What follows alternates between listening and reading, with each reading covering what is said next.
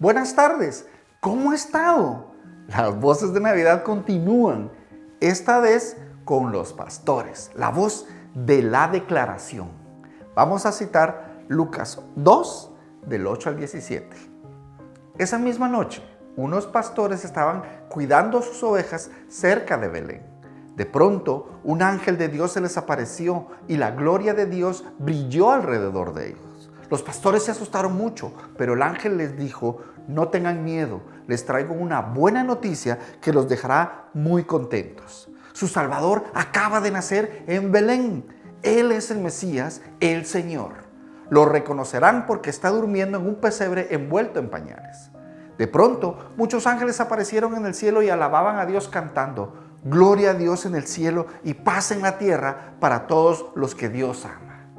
Después de que los ángeles volvieron al cielo, los pastores se dijeron unos a otros: vayamos corriendo a Belén para ver esto que Dios nos ha anunciado.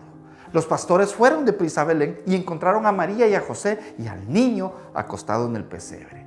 Luego salieron y contaron lo que el ángel les había dicho acerca del niño. ¿Cómo sería diferente la historia del nacimiento de Cristo si no hubiera pastores en ella? ¿Cómo contribuye su declaración a la historia del nacimiento de Cristo?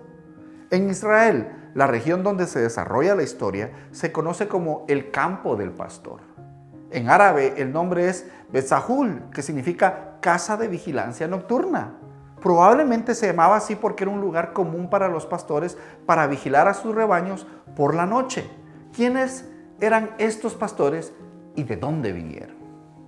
En el libro de Éxodo, Dios le dijo al pueblo hebreo que los estaba sacando de la tierra de la esclavitud a una tierra donde fluía leche y miel. En otras palabras, una tierra de abundancia.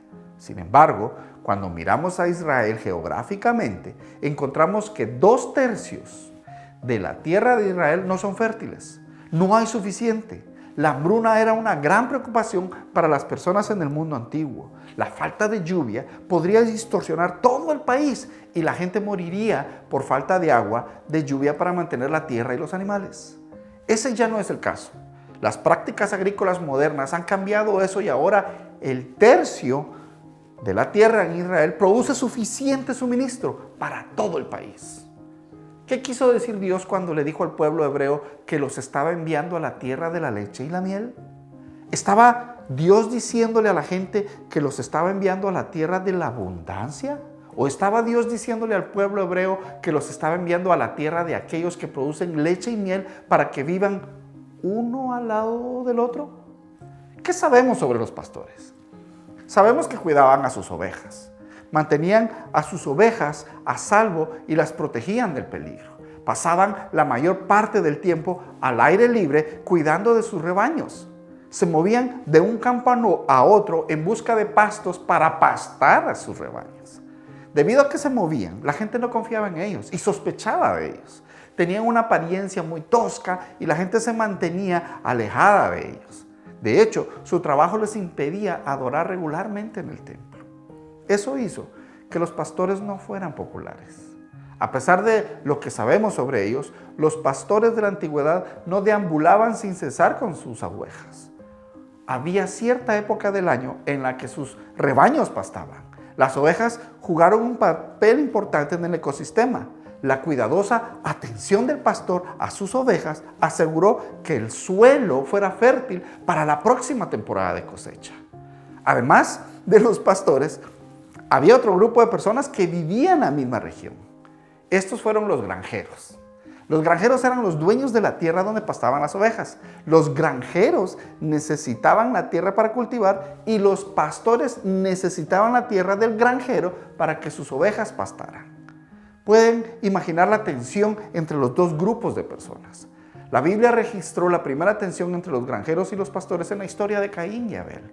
Caín era el granjero y Abel era el pastor. Sabemos cómo terminó esa tensión. Caín le quitó la vida a su hermano. Tenemos dos grupos de personas que viven en esta región, los cananeos y los hebreos. Cananita proviene de la palabra raíz cana, que significa asentarse o rendirse al suelo. La palabra hebreo significa seguir adelante, atravesar. Los cananeos eran los granjeros y los hebreos eran los pastores. Los cananeos eran la civilización agrícola más antigua del mundo. Se dice que nosotros, los humanos, domesticamos el trigo, pero en realidad el trigo nos domesticó a nosotros.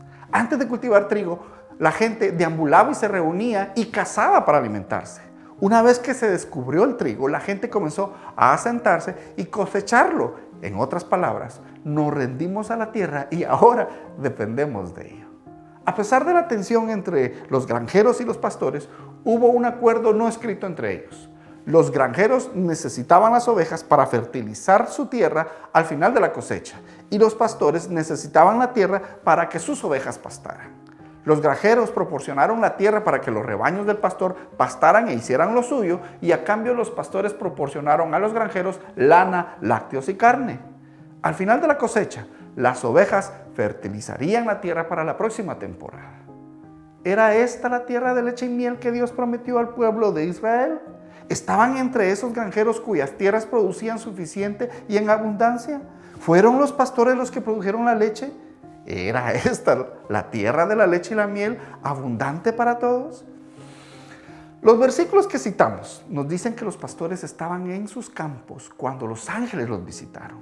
Esto significa que el tiempo en que los ángeles visitaron a los pastores fue al final de la temporada de cosecha. La pregunta es esta: ¿cuándo terminó entonces la temporada agrícola? Bueno, eso depende del tipo de cosecha.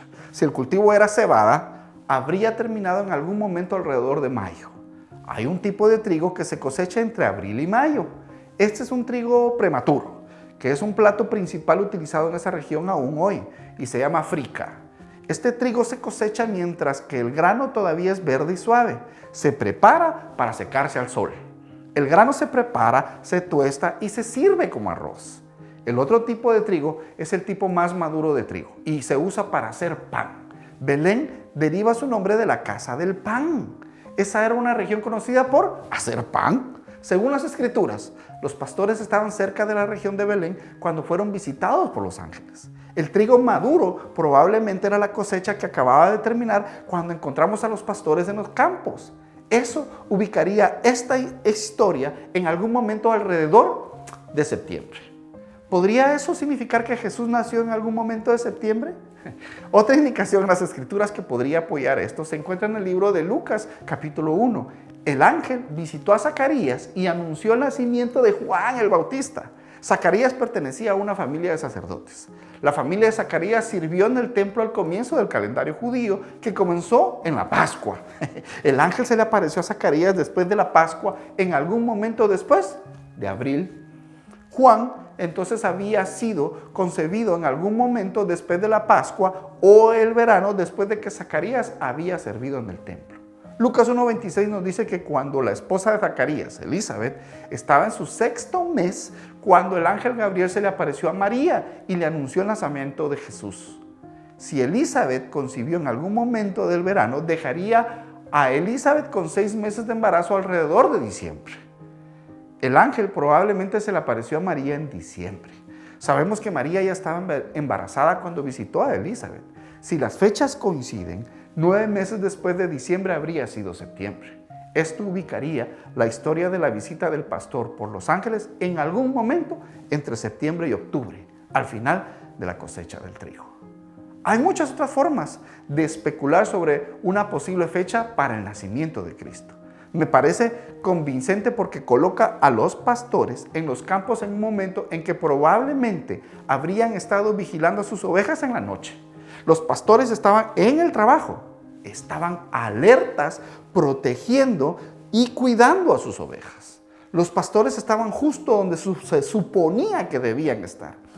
Ellos conocían su trabajo y se lo tomaron en serio. Las escrituras nos dicen que los pastores estaban vigilando las ovejas, no estaban dormidos. Creo que Dios anunció el nacimiento de Cristo a los pastores porque estaban alertas y estaban en el asunto de estar atentos. Si hubieran estado dormidos o distraídos, podrían haberse perdido el increíble despliegue de la gloria de Dios. Los pastores estaban en el campo, haciendo lo que mejor sabían hacer. Estaban alertas, tenían curiosidad y fueron audaces en su declaración de dar a conocer a Jesús a la gente. Recibieron la declaración de los ángeles del nacimiento del Salvador, el Mesías, el Señor. Dios está buscando a personas que estén alertas y curiosas por Dios trabajando en sus vidas. Él está buscando a aquellos que son audazmente suficientes para declarar al Hijo de Dios por el mundo. ¿Qué hizo Dios en tu vida este año para que alzar la voz y declarar la gloria de Dios sea un hecho? No se concentre en lo que no hizo o desearía haber podido hacer. En cambio, yo los invito a mirar hacia el año nuevo que viene. ¿Cómo se encontrará adorando el año que viene, estando esta vez a los pies de Jesús? Las siguientes son 3 cosas que hicieron los pastores que podemos hacer para contribuir a la historia de Jesús como Salvador del mundo. Oiga, primero, manténgase alerta. ¿Cómo se está preparando Dios para hacer el trabajo que le ha encomendado? ¿Cómo puede preparar la cosecha para que otros vengan y adoren a Jesús? 2, manténgase curioso. Mantenga la curiosidad como los pastores y observe esa cosa que Dios está haciendo en su corazón y su mente. ¿Cómo se está dando a conocer con usted? 3, sea audaz. Declare el poder milagroso de Dios a los que lo rodean. ¿Sí? Cada uno de nosotros somos un mensajero de Dios para declarar a Jesús al mundo. Dios les dijo a los ángeles que dieran a conocer a Jesús a los pastores. Los pastores dieron a conocer a Jesús a la gente. Las personas cristianas en el transcurso de miles de años nos han dado a conocer a Jesús. Ahora es el momento de ser valientes y dar a conocer a Jesús al mundo. La gloria y los milagros de Dios no son exclusivos para que nos los guardemos para nosotros mismos.